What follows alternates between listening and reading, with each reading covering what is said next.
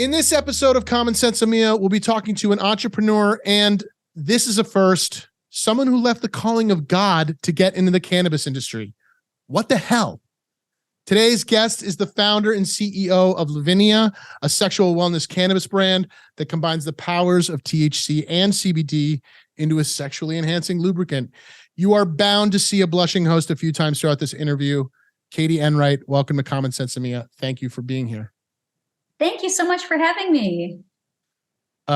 So before we dive into sex stuff, first blush, I want to go to a really important topic to me. So I grew up in Rhode Island, which is a state. Most people don't know that. It's a state. It was one of the first, in fact. I lived in New York City for a solid chunk of my life. Two places that are very rich in pizza. So before we get too ahead of ourselves, I'd like to hear from a Chicagoan who lives in LA about why deep dish deserves its place at the top. So this is maybe the most important question anyone has ever asked me. You're welcome. So I have really high standards for pizza. Are you not a deep dish fan? I take from the question that you actually. I'm a New York guy, so it's not that I wouldn't call it pizza, right? I would call it a casserole, but I'm also an ignorant New Englander. So who wants a thin slice of pizza that I can fold in half and eat while I'm freezing to death? And then wring the grease out. Oh God. Or maybe I don't do the napkin on top, but I've seen people do that. Dab it with a napkin. You know what I mean? Yep, totally. I love deep dish. What's funny is that my parents are native Chicagoans and they don't like it. So I think that even in Chicago, deep dish is a controversial issue. But I love it. The thing about deep dish is you have one piece and you are full and can't move. So you do have to take that into consideration. If you're going to do deep dish on a date, maybe not. Yeah. But I just love the cheese and the whole situation is amazing. So the thing is, I moved to LA and LA has terrible pizza. I have not found satisfactory pizza place. I go to Lucifer's. I've heard this about LA. I mean, LA is infamous for bad pizza and bad bagels. Yeah. Yeah, I think that's true. I don't know. I don't understand why we don't have good pizza. And there are some Chicago pizza places like a Gino's East just opened up, but the wait was like an hour and a half. And I don't have that kind of time. Yeah, too trendy. What's the guy, Sal? What's the famous Chicago pizza guy? Do you know Illuminati's? Illuminati's. Okay, so there's this app called Goldbelly. Are you aware of Goldbelly? This is a free plug for Goldbelly. So you can go on Goldbelly, which is just an app, and it's food delivery, but it's food delivery from Chicago pizza from Chicago, and they freeze it. But you can get pizza from home. You could have it on you could have it for dinner. What's today? Wednesday, Friday night pizza. You could have it right from the spot for sure. Is it like $700? No, I think it's like twice the cost of a pizza. Done. Yeah, Goldbelly. Check it out. We'll link it in the description below. Goldbelly. Check it out. They didn't know it, but they sponsored this episode. Yeah. That'll be a clip we'll send them. So I want to start at the beginning, which is where all good stories start. Most of my guests are former entrepreneurs or weed growers who have decided to move into legal cannabis under some new entrepreneurial venture. A whopping 0 of them were studying to become a nun and then quit to pursue a life in the cannabis industry. Without spoiling the ending of how that story ended, can you kind of walk us through your life as a religious person? I'm interested in the spiritual calling that you received, because that is something that I think entrepreneurs can relate to. And you've had it twice. Yeah. Wow. That's such a good question. So for me, I really wanted to be of service to people. And that's kind of why I decided to pursue being a nun. Is I really wanted to work in orphanages. I really wanted to give kids a better opportunity, an opportunity that they maybe wouldn't have, and give them like a good foundation and a strong upbringing to life. That's kind of where my calling came from.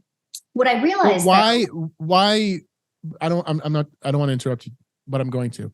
Done. Do it. Why that? So, and again, this is not judgment. I'm just trying to understand.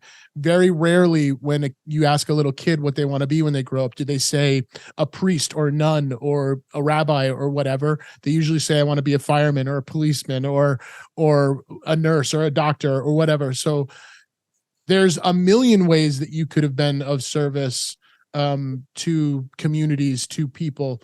Why was Jesus such a driving force in that and not medicine or something like that?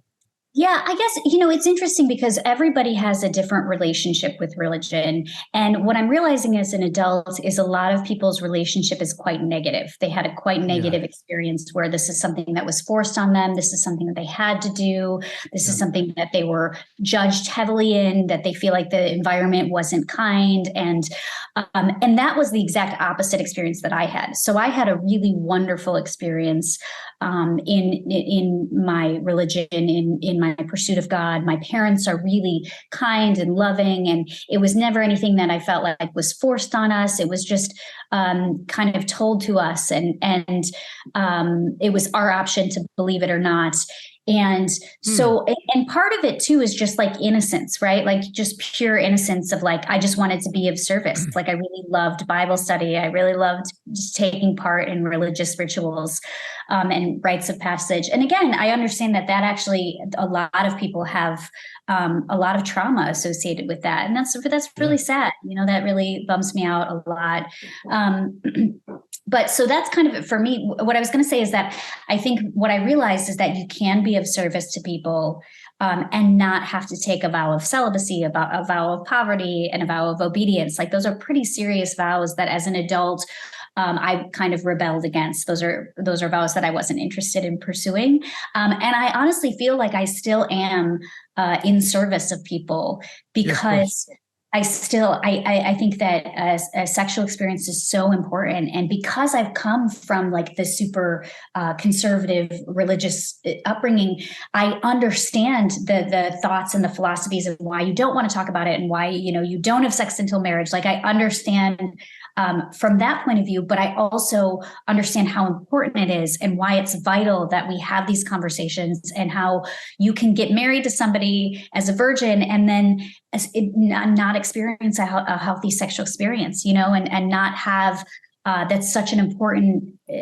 relationship with you and your partner. And sometimes it's bad. You know what I mean? Sometimes you're not sexually compatible with somebody. And what do you do in that situation if you find yourself in a marriage where you've made commitment vows and you're not sexually satisfied and you feel frustrated? And it's shocking to me how many women I've talked to that have never had an orgasm. And I'm talking like 35-year-old women that have never experienced sexual pleasure. And I gotta pause and go to ask my wife something real quick. I'll be right back.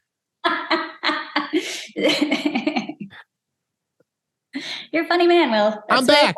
I'm good. Very funny.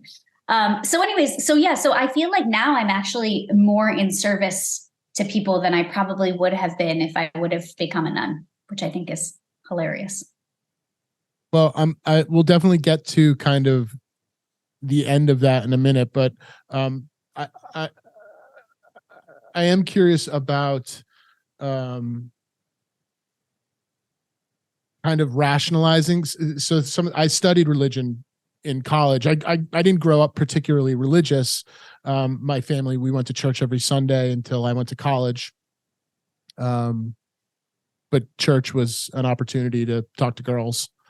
Mostly, right? For me, like that's where all girls. Yeah, I have to tell you this. So I went to public school and I went to Catholic school. The people in Catholic school are so much naughtier than the people in public school. It's unbelievable. Like sexual acts were like not even talked about in public school. Like no one did it in Catholic school. They're like, you're making your skirt go higher. You have to have the nuns will measure 3 inches. I mean, it's very funny because I think have a very distinct, because I grew up going to public school too. And I have a very distinct memory of the summer before, what would it have been? 5th or 6th grade, whatever it is, where we went from the, elementary school into the middle school, right? And I remember that summer because I was like, there were three. So I lived a half a mile from the public school that I went to and a quarter of a mile from the parochial school down the road. And, it was in the town. It was I knew all the people because we all played sports together, whatever. So I knew who was at that school. And I have a distinct memory of being like, I cannot wait for these two girls to like leave St. Luke's and come to Barrington High School or middle school. Like I was like, those St. Luke's girls.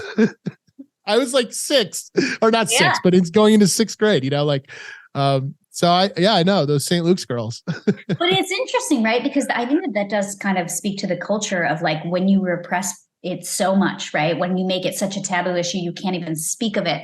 Like it's a rubber band effect. You know what I mean? Yes. It comes Same with back. cannabis, right?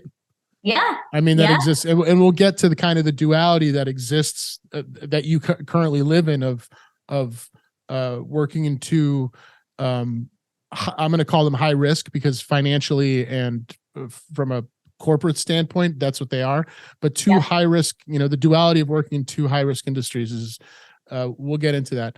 But I'm kind of curious about, so like I said, I grew up going to church. I didn't really take it too seriously, but when I went to college, I can't remember the exact reason why. I flunked a philosophy course and was not ambitious enough to do anything kind of more challenging than that. And I was interested in religion, but also was a Lord of the Rings nerd. So I was like, oh, I'll study religion. And I was a religious studies major in college.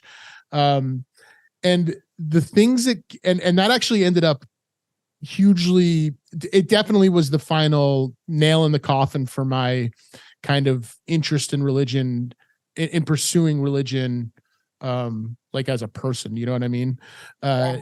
There was just an inability to draw logic through just, the age old spiritual philosophical questions. Like if there's a God, why is there so much suffering?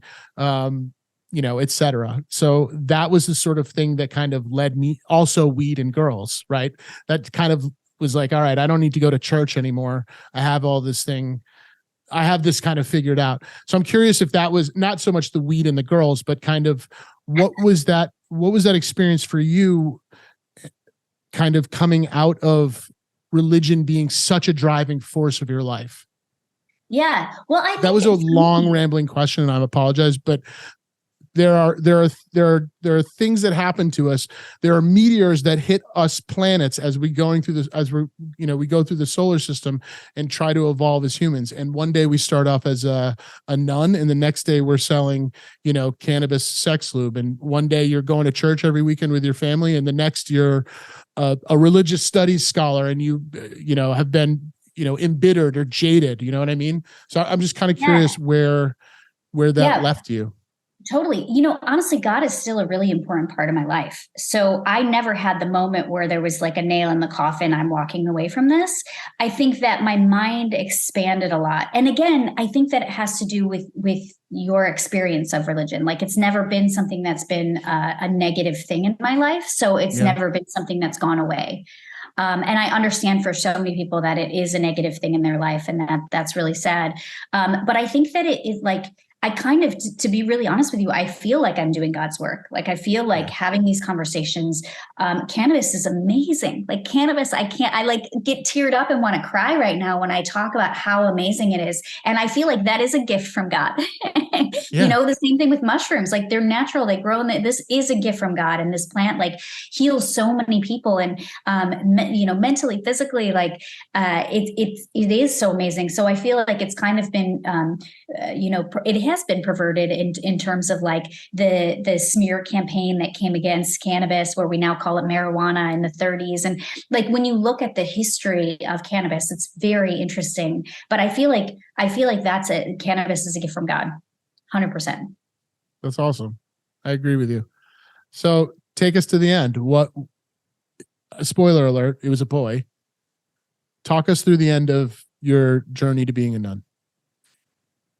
Oh, spoiler alert. It was I was like, wait, am I pregnant? What are you talking about? It's a boy. This is like a gender reveal. Spoiler alert. It's a boy. Yes, the reason why I didn't become a nun is a boy. Why aren't you a nun? So his name is Francois. His last name, which I don't know if I can call him out, but he's a Belgian knight. His last name is Hymens, which I think is very funny. That is funny. And he that is a classically funny joke.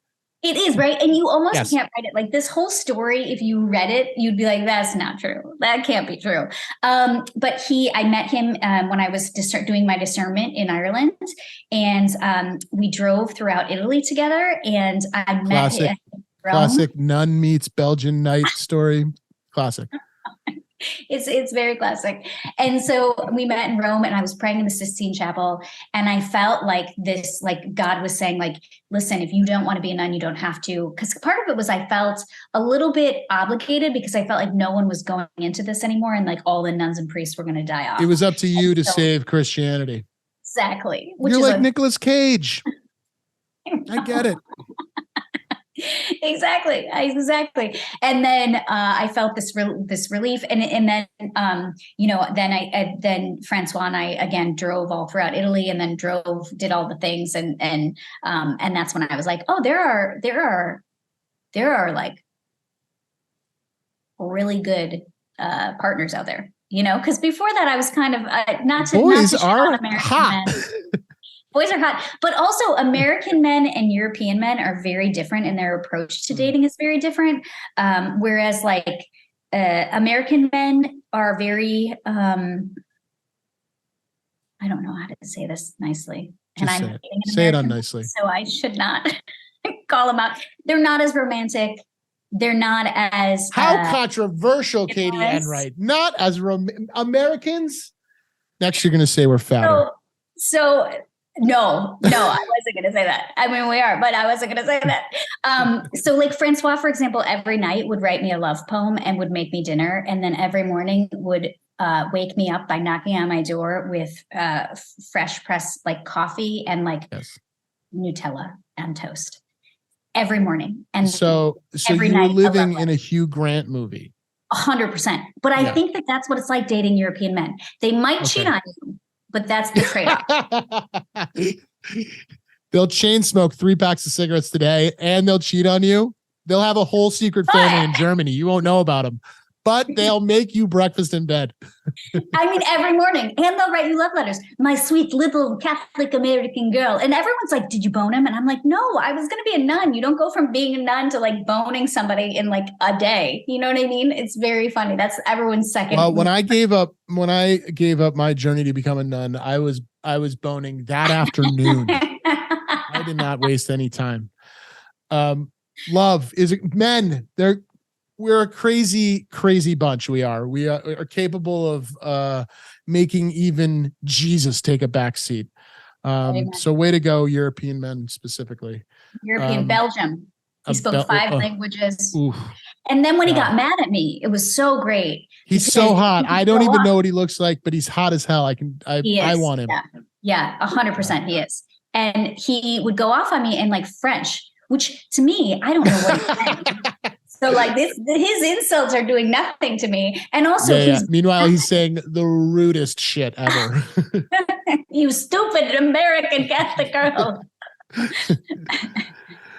Do you have a favorite love story? Oh, I don't know. I am a real sucker for when I go home for Christmas. My mom and I do the Hallmark love things. And what about real life ones? I know. I'm trying to think of a real life one. I got one for you. You ready? Okay, go. Yeah. Edward VIII. Do you know who he is? I've heard of him, but please refresh me. Edward VIII was the uncle of the queen who just passed away.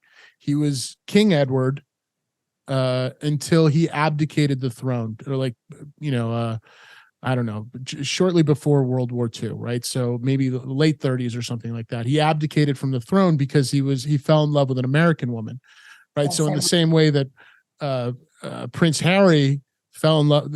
What's happening right now with the royal house and Prince Harry and Meghan Markle is an echo of something that happened to Harry's great granduncle, Edward VIII.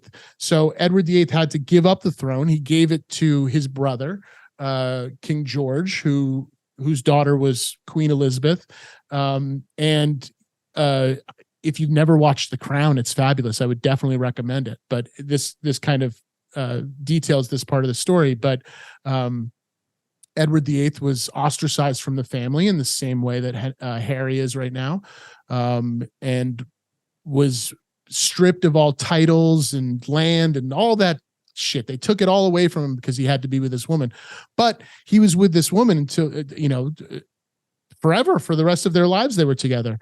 And he had to face incredible scrutiny in order to make this decision of, do I abdicate the throne of the most powerful monarchy that's ever existed in the history of humanity for this woman that I love? And the answer was, of course, he did. So he experienced crazy backlash. Like, his family mostly never spoke to him again. I'm curious, when you were kind of making these huge decisions to, and you were young, so you're who knows what they're doing when they're, in their late teens, early 20s, whatever. Those decisions are bound to change. But similarly to Edward VIII, do you feel like you gave something up? Did you face any like internal, or, I mean, you said that you heard God tell you that you didn't have to be a nun anymore, but was it more difficult than that? About not becoming also my favorite love story. No, that's your favorite love story? Yeah, I love that one. So how do you feel about Meghan and Henry? Oh, I don't give two shits about them because they're contemporary, and I'm watching it happen in real time, and the media. But this is, I look at it in movies and old newspaper articles, and it's just like, meanwhile, Edward VIII was maybe a Nazi, who knows, but probably not the greatest guy. Probably shouldn't have been the King of England, but he made some big decisions for love. Yeah, it was a blessing in disguise. Yeah, probably. Still a good love story. Actually, once I decided not to, and then kind of, I really became really at peace with that decision, and was not. I've never once looked back. It's very funny because I was married once, and I did get divorced, and my mom was like, "It's not too late for the nunhood," and I was like, "Yep, nope, I think we're good. You can always go back." I know. I was let's I think I tried to turn all the priests. That's probably not. I probably wouldn't succeed. Yeah, they don't want you back. Your ship has sailed. The ship has sailed. God said you didn't need to be here, so that's all the authority I think you needed for that. So that's interesting. Like, just working for the first part of your life to reach one goal, only to experience life and realize that that's not what you wanted. Yeah. But, that's I think that's the beautiful thing about life is we all have patterns, we all have thoughts, we all have experiences, and it's all the things that we're exposed to. Right. And then as life happens, as life continues on, we're exposed to so many different new exciting things, and it causes our thoughts to change. Right. Like, we could have a bias or something about a specific topic or issue or person or whatever. And then as you experience life, you realize, like, oh, you learn and you grow and you become, every experience that you've had enhances your next experience, because it's influenced by experience. And so it's like, it's very fun because I look back at my life and I'm like, wow, I was such a different person back then. But that person really made me make decisions about the person that I want to be now. And now I'm making decisions about the person I want to be in the future. Like, if I see a trait that I'm like, oh, I really don't like that trait myself. Like, I'm going to really work on that trait to not do that, to not communicate like that, or not do this, or whatever the trait might be. And so it's kind of fun because you can live your life without ever making choices, without ever making decisions, without, like, your life can happen to you, or you can take active approaches to it and stances to it and actively, choose the life that you want, which I think is super, super cool.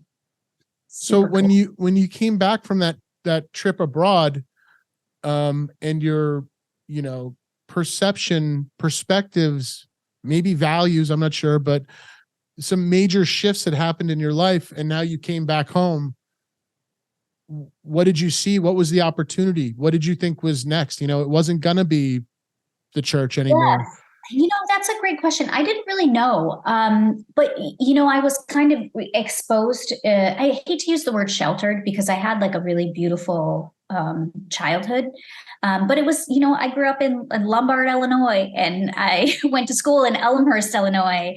The study abroad program really opened my eyes as to like the opportunities of the world and people all around the world. I was a communication major, and there's a thing called groupthink, right? Where it's like when you get too many people of the same ethnicity, the same age, the same gender in a room, how like there's no progress made, right? You need the influence of other people, of other experiences, of other cultures, of other religions, of other languages, like you need all of that. I think it's enhances everything so much to have all of that. So I kind of, when I came back, I didn't exactly know what I was going to do. But I knew that like I had come to peace with not going down that path anymore. If that makes sense. What did you do? That's a great question. So because it was something new, right? I became an actor. Your focus had been on this one thing, Yeah. presumably. Yeah. Well, I had minored in theater, and I really loved TV and film work. So I actually decided to pursue that. And I moved to LA to become an actor. And then what's so cool is we're talking about like how passions, like one path leads to another path. Yeah. So I pursued acting, and then I actually discovered a love for directing. So then I started pursuing directing, and then COVID happened, and I was like in pre-production for a short film, and it shut everything down. Yeah. And then I was kind of like, also, to be honest, like I love cannabis. I'm just such a huge fan of cannabis. And I was a bartender for like 14 years, and I was like a mixologist. I was the head mixologist. So I was in charge of creating fancy cocktails. It's very funny because mixologist is a very controversial term because instantly people think you're snooty. Sounds snooty, Katie Enright. It does. But like, but it's true. That's what it is. Well, it allows you to charge, an extra couple of bucks for a Manhattan or whatever, Exactly. Well, it's just like cooking, right? Like you need an executive chef to come in and tell you what ingredients to put where, and then you hire somebody to cook it. So that's, anyways, that made me sound even worse. That made me sound even easier. So I'm going to take that back. So then I was in charge of creating cocktails. And so I started to make THC cocktails. And this was like 5 years ago when that was like there were like barely any beverages on the market. Now there's such great beverages. There's so many different brands that are amazing. But at the time there really wasn't. So I would make a margarita that had tequila. And then I would put like, I don't know how I would put like THC. I would put like THC that was in coconut oil. Like I'd extract the THC in coconut oil and just put it in, which of course it didn't emulsify. So like the THC is like floating on top, but I didn't care. Right. Because it was like, and then you have one and you're like drunk and high. And it was fantastic. And I thought initially I would do something in beverages. You're the Lord's work. You really are. And so I initially thought I would do something in beverages, and I looked into doing it if this was like a legal thing. And it was like, it's super illegal. I mean, it's super illegal to have alcohol sold in a dispensary. It's unlicensed. It's like there's 3 different laws that are impenetrable that you cannot, go around and break. And so I was like, all right, well, I was training for a marathon. I think you probably know this part already. Take me through it. I was going to ask you. Yeah, I was going to ask you like where cannabis came into your life. I mean, being in LA is for sure a good enough answer. Like you just say, I live in LA, duh. But I think it's probably more than that. It 100% is more than that. So I was training for a marathon, and it was my second marathon. And my first marathon, I didn't incorporate recovery, and I injured myself like a month before the marathon. It was terrible. The recovery was terrible. I don't know why I did it a second time, because the first time was not You're great. a glutton for punishment. I think it's like when you have kids, like they say you forget all the pain and everything. And I need a fifth one. Really round out the team. Yeah, exactly. So I was training for my second marathon, and part of it is like you go through and you come up with the schedule of like the miles that you're going to run this day and that day and your recovery and all the things. So you have like a schedule. So every day you kind of know how you're going to train. And I just decided when I was coming up with the schedule that I was also going to incorporate recovery into it. And that's when I cut to cannabis. And again, I was kind of making my own, I was futzing around in the kitchen with like making cannabis products anyways. And so once I decided to incorporate recovery, I started making balms for myself for like my back and my knees. And, and that's kind of when I started to really incorporate cannabis on a pretty daily basis, because training for a marathon is very rigorous and very hard on your body. And then when I read that you could use it as a sexually enhancing experience, and I tried it and I was like, geez, Louise, this is something special. It is something special. That's for sure. Cannabis and sex kind of seem like the devil's work to me, Katie Enright, but I'm more curious about, so you, how did you, you got that devil's lettuce. I want to know about, so you kind of glossed over it a little bit, and I'm probably projecting. I'm definitely projecting. Okay. So don't take anything I'm saying as I'm talking to you. I'm projecting myself into this situation. If I grow up the person who's on the pathway to become a priest, because I'm not a woman. So I'm becoming a priest, right? I'm studying day in and day out. I've probably formed judgments on how people absent of God live their lives. You see where I'm going here? Where does, huh? You shouldn't, I said you shouldn't judge people. I know this. It's an impossible human trait that I'm working through many hours of therapy to rid myself of. But again, I'm projecting that I'm, and forget religion. I'm working to do something in particular. And I have therefore created a whole structure of rules based on what my personal goals and values and whatever, as to how one should live their life, right? Pious, charitable, whatever. But now you're in a, so I'm again projecting that maybe you can relate to that. And then you come to LA, which is not church, and cannabis is there. So I'm curious of how you kind of broke out of the mentality of religious Katie, who is open to trying these things that potentially, projecting, past Katie would not have been so cool with. Yeah, like cannabis and sex and bartending for 14 years and getting people drunk and those sorts of things. Yeah, it's interesting. I really try, even when I was super religious, I really tried not to judge people, because it's so easy to do, but we all have like a different circumstance and situation that's happened in our life that's made us react the way that we're reacting. I think the hardest part for me is like, I think it's really easy to objectively look at people and just be like, oh, I'm not going to judge. But it's like when somebody's in your life, in your present life, and they're driving you nuts.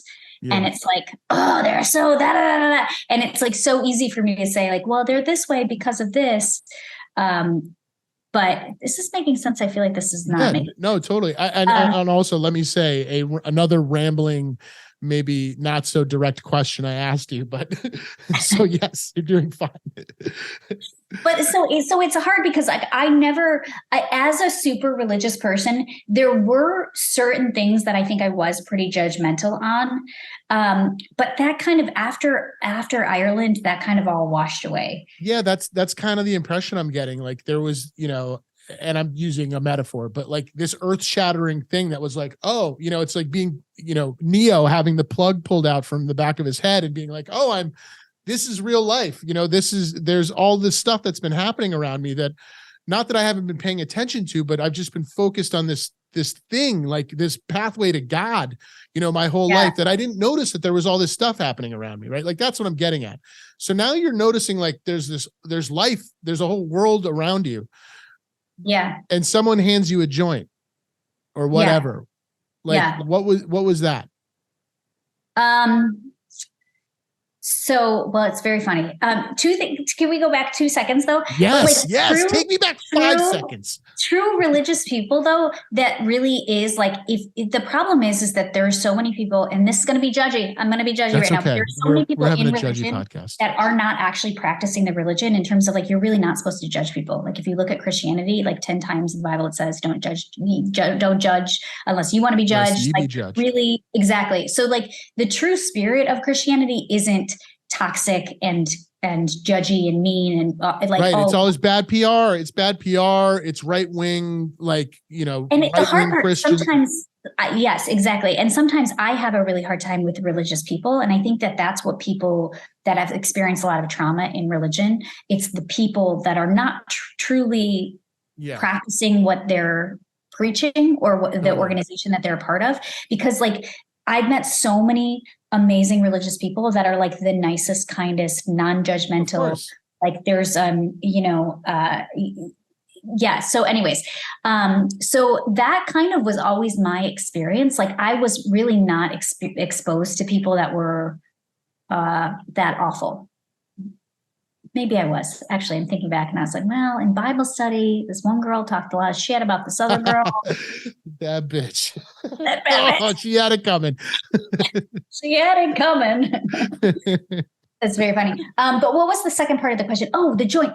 So I remember wanting to try cannabis in high school, but I was kind of dorky.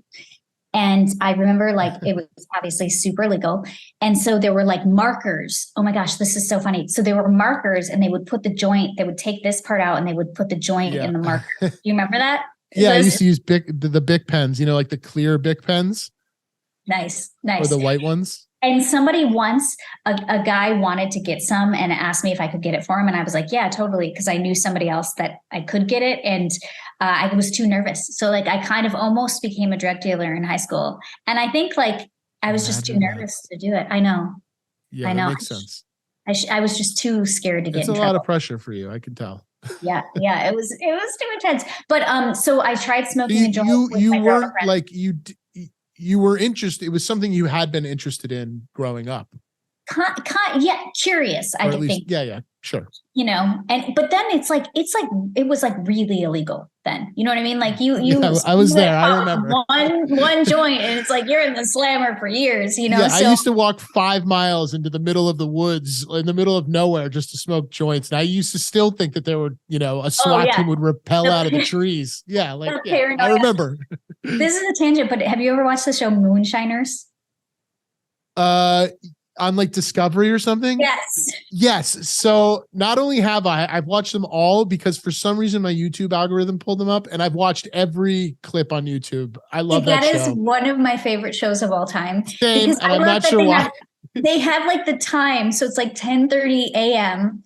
and they are drunk at like 10:30 a.m. Yeah, on blueberry moonshine. One eye is like bigger than the other, and they all have like 2 first names that are like Billy Joe or you know. Yeah. and then they're they're out in the middle of nowhere, and then they still get busted. But then they cross cut like the ABC, like the Alcohol Beverage Commission, trying to find them, and then they cut to whatever, and they have like the way of signaling to each other. They do like a bird call, like that. So stupid. And a cop is like, hey, do you hear that guy trying to sound like a bird? Let's follow that. It's one of my favorite shows ever, but it just kind of reminds me of, what we had to do back in the day. Feeling shady? Feeling shady. So I would say. Well, quick. Let me just, every clip I've watched, my reaction is always the same. And I've watched every clip that's on YouTube of that show. My reaction is the same. And it's, why are these people on a fucking television show? Like that's exactly they're right. On a television show on a major network. Like,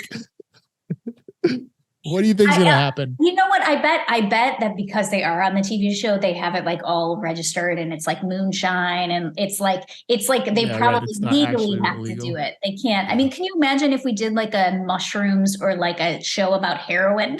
Yeah. Think of the progress we'd make. Hey, I'm making the best heroin out here in the bayou. No, coca. Didn't you hear? So for me, I didn't really smoke. That's my dog. His name is Dash. He's saying hello. Can you hear that or no? I heard him. Okay, gotcha. I heard Dash. So I didn't smoke because I always ran cross country and track. And so for me, smoking, to be really honest with you, and this is something that to this day I still struggle with, is I cough. Like I'm a cougher. Like I inhale a little bit and I'm coughing for 20 minutes. And it's one of those like visceral, like I can't actually you can't catch your breath. And it's embarrassing, to be honest. So I normally, when I consume, I do edibles because I feel like that's a, you don't have to witness me, coughing up whatever for 20 minutes because have inhaled. So I would say I started to really incorporate, I love edibles. I really love the healing aspect of cannabis. I love it. I like to get high occasionally too, mostly when I'm just by myself at home, but I really love it just for the healing aspects of like pain relief is mainly where I incorporate it into my life. And then, but it's mostly I consume through edibles. So you went through high school, curious, went to Europe, came back, acted on that curiosity. Yeah, I would say there was a good amount of time that I probably acted. I mean, because I don't think like I'm a kind of a rule follower. You might have guessed. Yeah, all 10 of them, right? The 10. Yeah. But so there's actually, and I guess if you're looking at the Old Testament, it's like 600 something. I don't know, something like that. Yeah. 600 rules in the Old Testament. Yeah. But only 10 that we needed. We only need 10. Exactly. We consolidated. So for me, like I really wanted to respect the laws of the place that I'm in. So like I didn't drink alcohol until 21. I didn't. And then so I waited until like cannabis was legal in the state of California. And that's kind of when I consumed. That's a little bit of a lie. That's okay. I will not, which is one of the 10, by the way. I will remind you, Katie, I know it's been a while for you, but that is one of the 10. It's like the first 3 or something like that. But I won't hold it against you. I think that's a really interesting thing you just said, though, which is, a bit of a teetotaler, which is adorable. But I think that that's probably not actually uncommon, right? And probably something as now a cannabis professional that you're banking on, that there was this whole customer base that didn't exist because they recognized and respected the laws or whatever. And now are, having similar internal questions with themselves or researching things online or watching YouTube video, whatever, like trying to understand cannabis. Was that, do you kind of relate to that? Yeah, especially with jobs too. There's a lot of jobs that check, that do drug testing. So it's like not acting though, Katie. Not acting. No, they test you for drugs, and if you test positive, that's a good thing. Yeah, you're allowed exactly, into you're hired. But it's very funny though, because so I worked at a rock and roll hotel in West Hollywood called the Sunset Marquee. And it was super cool because we had a recording studio underneath the hotel. So we got a lot of music industry people. And it also exposed me to a ton of different people from all over the world. And it's so funny because there is kind of, LA is a very unique place. And when I live in LA, I think like things have become so normalized to me that are just still simply not normalized in the States, right? In just like even there's some places like down south, for example, where I said, "Oh, you can go to a dispensary and buy some weed," and he was like offended that I even suggested that, and I was like, "Oh, that's because in his state it's still illegal." And the taboo is very negative, and he was also a police officer, I think. So he actually, and that. So, but it's really interesting because I talk about sex all day. I'm going to school to become a certified sex educator. I talk about cannabis all day too. I research it. Like it's so normalized for me to talk about it. That I forget that in other places, like even just having the conversation is taboo. Well, this is part of, and I talk about this with almost all of my guests, this is part of the superhero responsibility we all have as cannabis entrepreneurs, is that there's the cost analysis, capitalistic side of me that says, you know, there's a whole populace of people that could be buying weed from cannabis companies. There's that. But there's also the responsibility of getting to those people, which has to be done through purely education and you know, like, so, you know, that you are recognizing your role in having to normalize not only the conversation about cannabis, but sex, which, like, you know, the root of every human's shame, you know, every bit of shame that every human has ever felt has probably been rooted in sex in some way. The one thing that, you know, there's only a couple things that every person does, and one of them is sex, you know, like, in order to, we all do it. Yet it is such a weird thing to talk about. Add to it weed, which you also have to normalize. So, like, what is that middle ground? Like, what percentage of your time are you educating on cannabis versus sex, or is it all the same to you? Well, it's interesting, right? Because also educating people as to why cannabis would be beneficial for sex, because a lot of people don't realize that or know that, right? Well, can you? I don't know. Like, I don't know. Can you? Yeah. So cannabis is a vasodilator, and basically what that means is, like, you know, when you smoke weed and your eyes turn red. Like, it's happened once or twice. So what's happening is the actual size of the blood vessels in your eyes are increasing, which is causing the blood flow to increase.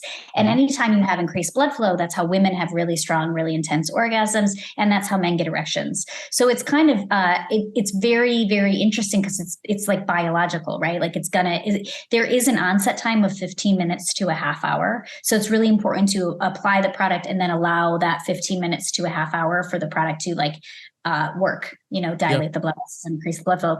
But it's so cool too, because it also, that's if you consume it topically. So for the lubricant, there's actually a vibrator called the Lioness that has sensors on the side that records the pulsing of the vaginal walls during a sexual experience.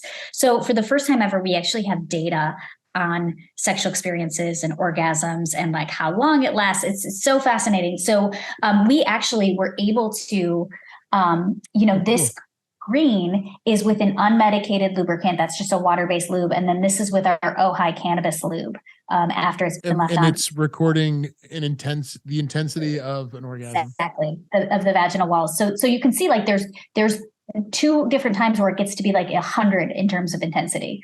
Wow. So it's really cool because we actually have, like, data to show, like, why cannabis works, right? Like, what, awesome. and the thing is the green was a great sexual experience. There's nothing wrong with that sexual experience, but it just enhances everything, just takes it to the next level. And then if you smoke or ingest, we're working on a sex gummy right now. And there's something too, especially when you get high, it relaxes you all over. You know what I mean? Sometimes there's definitely a mental component to a sexual experience. And I think getting high really just gets me out of my head and into my body and relaxes me. So that's great too. So cannabis is super helpful. We're also working on anal shooters, which I'm really excited about. Anal shooters. Yes. I'm going to need a elevator pitch, please. It's called Oh Hello. Mm-hmm. The cannabis, the vaginal lube. Well, it's not just vaginal, but the lube is Ojai. So we have Ojai and Oh Hello.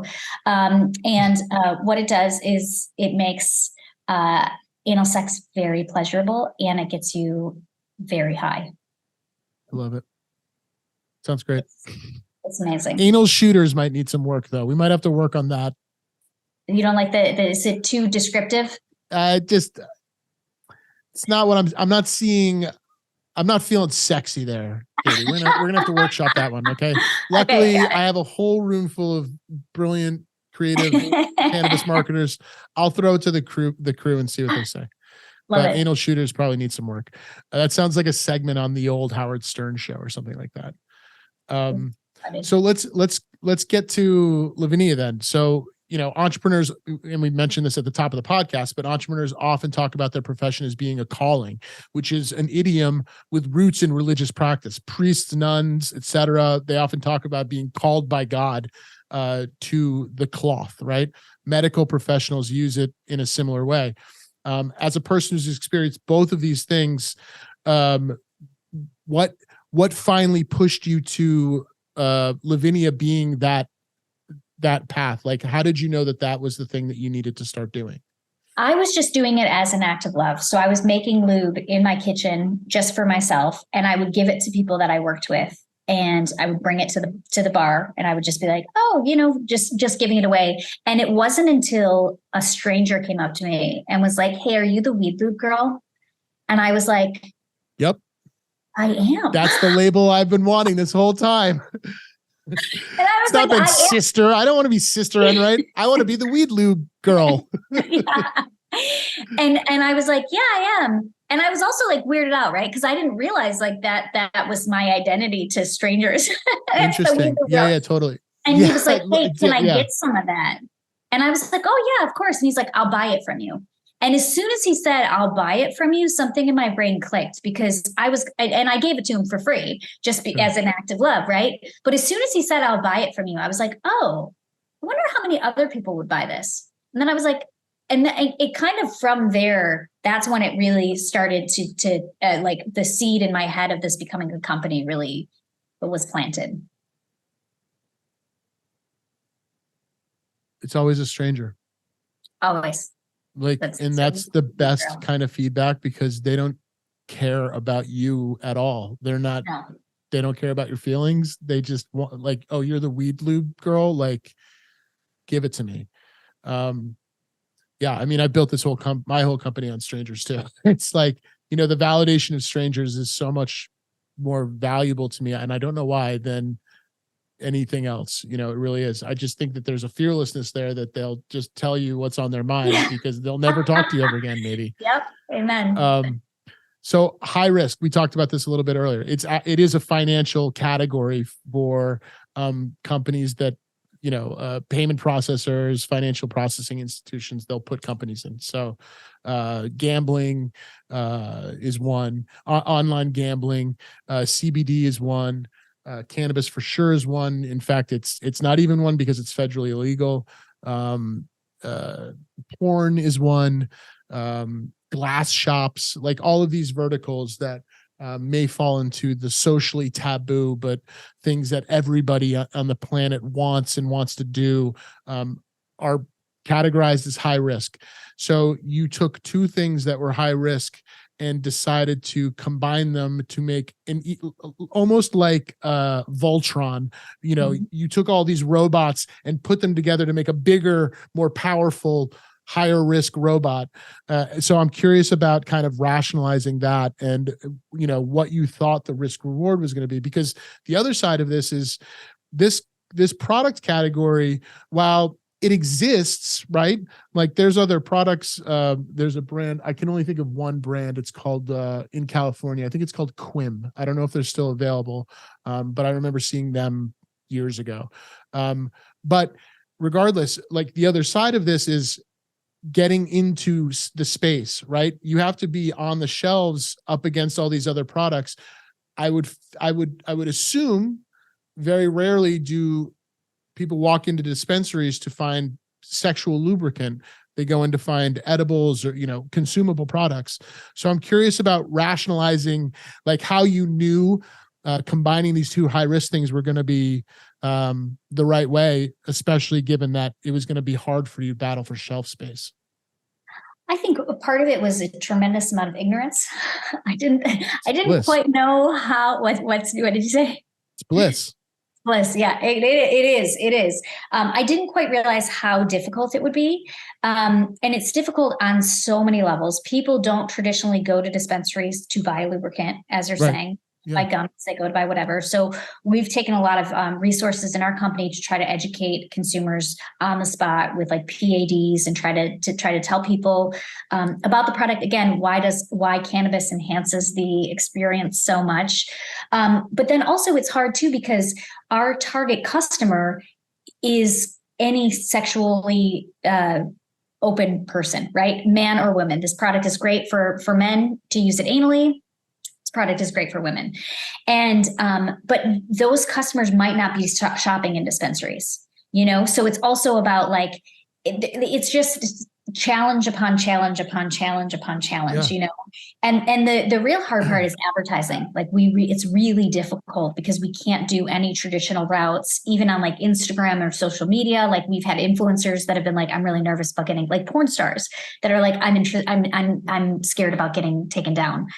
And so it's just that for me is the really sad, very hard part about that we're kind of still there, where it's really stigmatized. A lot of sex companies have this issue too, with like vibrators and stuff. Yeah. And I looked at one. So the Lioness was really interesting. What they did for advertising is they read customer reviews of like people experiencing the product and having a really great experience, which was kind of a nice way of like getting around it. Yeah. But to be honest, like terms of that's service.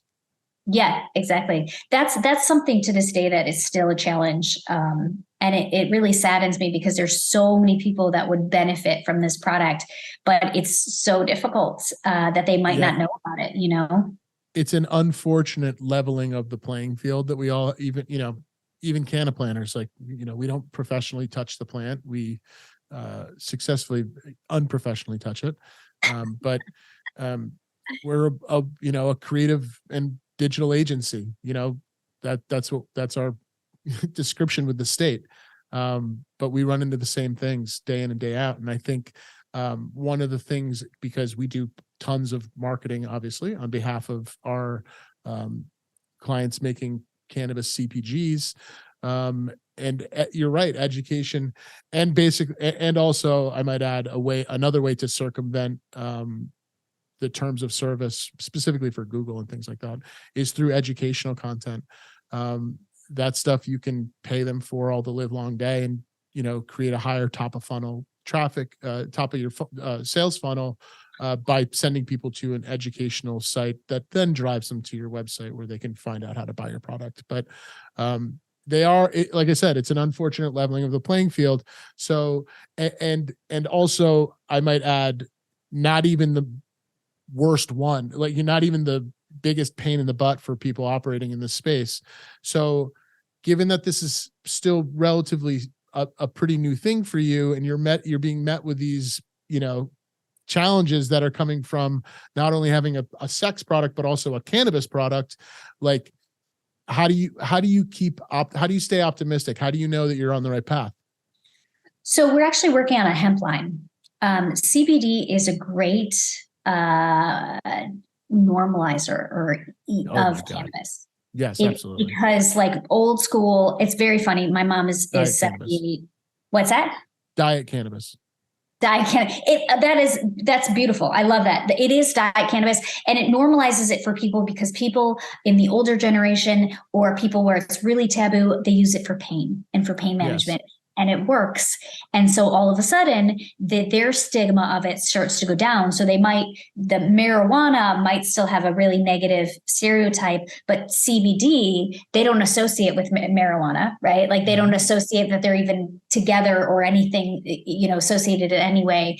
And so that's kind of been a great introductory to having people that maybe wouldn't normally have conversations about CBD, that experience a lot of pain. And then once you start using it and you realize how effective it is, and I think people become a little bit more open to using cannabis as well, or at least talking about cannabis. But so that will help a lot just in terms of distribution, because right now we're only available in dispensaries in the state of California, which is just so limiting, right? And the thing is if you expand to other states, very, very costly, because you have to adhere to that state's guidelines of cannabis. You have to then distribute completely different distribution networks. And the really hard part too with cannabis is that kind of every shop is a mom and pop shop, right? So you physically as the brand have to go into every single different store and get with that store. The good thing is we're able to get into stores very quickly and very easily, because we are such a niche product. There's not too many products like it. We're the only silicone-based one, right? So we're able to get into those dispensaries very quickly, but our sell-through is a little slow. And that's what we're actively working on, is trying to educate people that brand the product's awareness. There. Exactly, brand awareness. And what will be tremendously helpful is when we do expand to have our hemp line, then we can start to advertise in some of the more normal routes of advertising. Totally. Yeah. For our clients, we work with lots of dispensaries and lots of retail brands, and our advice and the services we undertake on behalf of our clients are solely educationally driven. So creating, SEO optimized content that will help a person understand the differences between whatever kinds of products or whatever it is. I mean, we make thousands of blog posts a year, but and it ranges all over the spectrum, but they're all educational, right? They're all, none of them are gratifying, over gratifying anything in particular, but they're trying to tap into a new market, because beyond like keyword research and data and nerdy shit like that, like there's still a whole populace of this country. I said it before, I'll say it again. There's a whole populace of the country that, did buy into the stigma, don't understand the healing powers of cannabis, aren't open to being receptive to that. And, those are a lot of nuts to crack, no pun intended for the topics of this conversation, but, it's a huge market that's available out there. And the only way you're going to get that are by convincing them that cannabis is not the devil's lettuce. It's the Lord's lettuce. It sure is. It sure the is. Lord's. I'm trying to think of something. It's the Lord's. I don't know. I'm going to work on that. Well, you know what? Let's put this out to the internet. We'll make this a clip. So we've got devil's lettuce. Put it in the comments below. If you're watching this, listening, comment below on kind of a Jesus positive, non-devil weed thing we can use there instead of devil's lettuce. Tell me about some of the early. God's goodness. There you go. I like that. God's ganja. I got the marketing brain. Now I won't stop. We'll be having a conversation. I'll be like, excuse me. And I'll rattle off 20 more. What are some of the challenges you're most proud of working through in these early days of building your company? I mean, everything is a challenge. Good. This is such a new, some brands add a sexual based product kind of as a one-off, right? Our whole goal of our company, our whole focus is to enhance people's sex life through cannabis. So we're literally kind of creating a new lane. A lot of bud tenders will say people will come, for a product and be like, hey, do you have anything for sex? And it's still like that kind of whisper. Yeah. And even with bud tenders too, sometimes the difficulty is like bud tenders find it uncomfortable to talk about our product, of course, which is difficult, right? So that is the whole goal and focus of our company, is just to enhance people's sex life through cannabis. I love it. It's a wonderful mission to be on. It's certainly a different one than you started. So take us through the next year for Lavinia. What are your hopes? What are your dreams? What are you trying to accomplish in 2023? Besides, in addition to anal shooters. Is that when you say it like that, I get it. We need to workshop it. Here's the thing is I couldn't remember if that's what it was, and I wanted to say like something else almost came out. So that face was just me making sure I said the right thing. Anal shooters. Is that right? That doesn't sound right. When you use it. Well, anal. So our whole goal is to enhance people's sex life.